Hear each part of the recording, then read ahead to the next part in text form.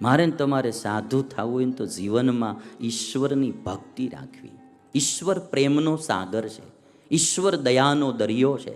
એમાં જેને હેત થાય ને એનું જીવન પણ એના જેવું બનવા માંડે. હું જોઉં છું કોઈ એક ખારા સાધુમાં હેત હોય ને તો એ માણસનું જીવન બદલવા માંડે. એ જેસલ લૂંટેરો, તોરલ દે સતી નારી, સંત હૃદય નારી, એનો સંગ થયો અને જેસલનું હૃદય બદલ્યું અને પીર બનાવી દીધો. ભાઈ તમે એક એક સાધુ છો ને, મીરાબાઈને આપણા સંત શું કરવા કહી? એના હૃદયમાં સતત આમ તમે જુઓ તો પ્રેમની ગંગા વહેતી હતી, ભક્તિની ગંગા વહેતી હતી. અને તુલસીદાસજી કહે છે કે આવા સાધુ જે હોય એ સાધુ શું કામ કરે? તો કે એ સાધુ રૂપી પ્રયાગમાં કોઈ સ્નાન કરે ને તો કાગડાને કોયલ બનાવી દે અને બગલાને હંસ બનાવી દે.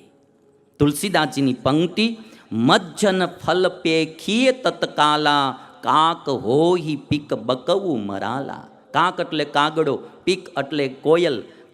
આ સાધુ રૂપી પ્રયાગ ક્ષેત્રમાં જે સ્નાન કરે તો એ કાગડાઓ કોયલ બને અને બગલા હોય હંસ બને. તુલસીદાસજી કે આમાં કોઈ આશ્ચર્ય ન કરતા, સાધુનો સંગ જ એનો મહિમા જ આવો છે. અને તુલસીદાસજી બોલે કે સાધુના સંગથી શું થાય? સઠ સુધરહી સતસંગતિ પાઈ, પારસ પરસ કુધાતુ સુહાઈ. જેમ પારસમણીનો સ્પર્શ થતા લોઢું સોનું બને, એમ સાધુનો સંગ થતા જે દુર્જન માણા હોય એ પણ સજ્જન બની જાય. એનું ઉદાહરણ આપણે આમ જોઈએ ને તો જેસલ લૂંટેરો માણા એક દિવસ પીર બન્યો, આજ એની સમાધિઓ પૂજાય. આ સાધુનો સંગ છે ભાઈ. અને એટલા માટે મારે ને તમારે બધાએ સાધુનો સંગ પણ કરતો રહેવો જોઈએ. હારા માણાનો સંગ રાખો. તુલસીદાસજીની જ પંક્તિ છે. સાધુનો સંગ કેવો? કાષ્ઠ જેવો. લાકડું હોય ને એ પાણીમાં પોતે તરે અને બીજાને પણ તારે. આપણે ડૂબતા હોય ને જો એક લાકડું હાથમાં આવી ગયું હોય ને આપણને ડૂબવા ન દે. સાધુ છે એ તો કાષ્ઠ જેવા છે, પોતે પણ આ ભવસાગરમાં તરે અને એને જે પકડી લે એને પણ તારે, એને પણ તારે. દુર્જન માણસ એ લોઢા જેવો છે, પોતે પણ ડૂબે અને એને પકડનારાને પણ ડૂબાડે. તુલસીદાસજી બોલે, તુલસી લોહા કાષ્ઠ સંગ, ચલત ફિરત જલ માહી, बड़े न बूढ़न देत है, झाकी पकड़े बाही. अरे बड़े न बूढ़न देत है, झाकी पकड़े बाही. તુલસીદાસજી કે સાધુ કોઈને ડૂબવા ન દે.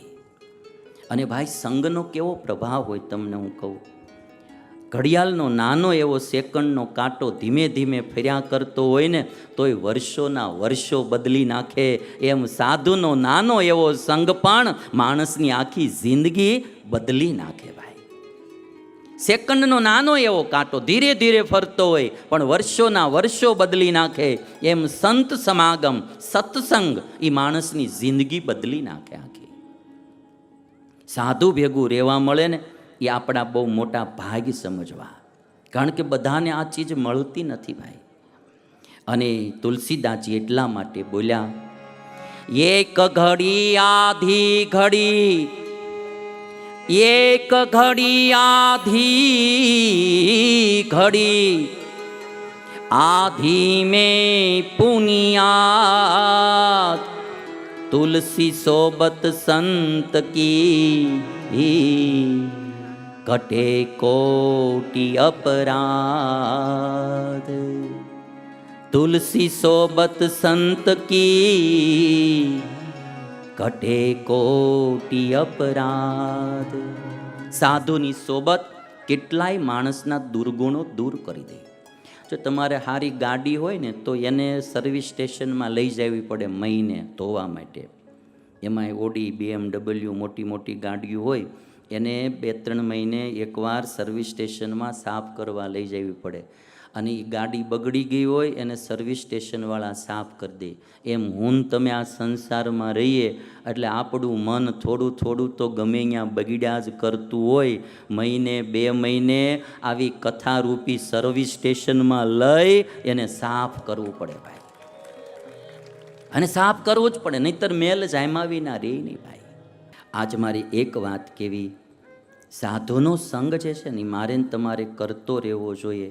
અને ખાસ કરીને મોળા માણાનો સંગ ન કરવો. સત્સંગનો કેવો ફાયદો છે, 1-2 પ્રસંગ તમને સંભળાવું. સત્સંગ કરવાથી શું થાય? એક વાડા સિનોરમાં પહેલાં એક પ્રસંગ તમારે લગતો હું સંભળાવું. એક ગામમાં એક સાધુ આવેલા.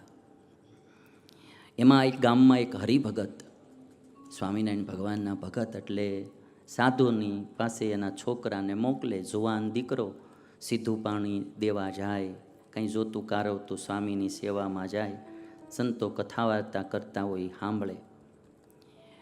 હવે એની પાડોશમાં રહેનારો એક માણસ, એને કોઈ સત્સંગનો યોગ નહીં, એટલે ભગવાનમાં સાધુમાં કંઈ હેત નહીં.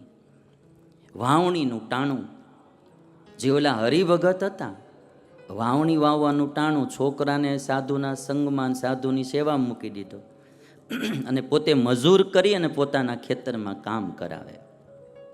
તે બાજુના ખેતરવાળો ખેડૂત એણે એને કીધું કે આવા વાવણી ટાણે કેટલું કામ હોય ને છોકરાઓને સાધુ પાસે હું રાખ્યા કરો છો કે, અને દાડિયા કરીને મજૂર કરીને કામ કરાવો એના કરતાં છોકરાને અહીંયા રાખતા હો બાવા પછી આવે એને શું કામ હોય એમ. એટલે ઓલો ભાઈ કહે છે કે ભાઈ ના, મને તો એ માંડ સંતો આવ્યા હોય, સાધુ ભેગા રે, છોકરામાં સંસ્કાર આવે, રૂડા ગુણ આવે. કામ તો કોઈ માણસને આપણે 200-500 દઈ તો એ કરી દે. એટલે આવી રીતની 2 જણાએ વાત કરી.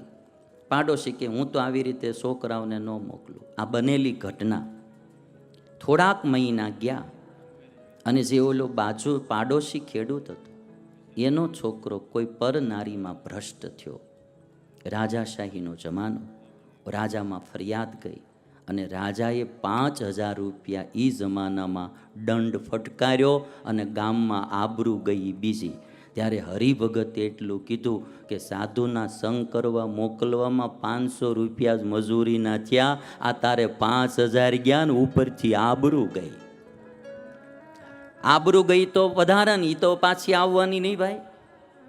ખાલી સંપત્તિ પાછળ દોટ ન મૂકવી. સંપત્તિ જરૂરી છે, હું જાણું છું, એના વિના એક પગલું નહીં ભરાય, પણ સંપત્તિની સાથે સંસ્કાર એથી 1000 ગણા વધારે જરૂરી છે. 1000 ગણા વધારે જરૂરી છે. સંપત્તિ હશે ને જો પરિવારમાં સંસ્કાર નહીં હોય તો પરિવાર દુઃખી હશે ને હશે.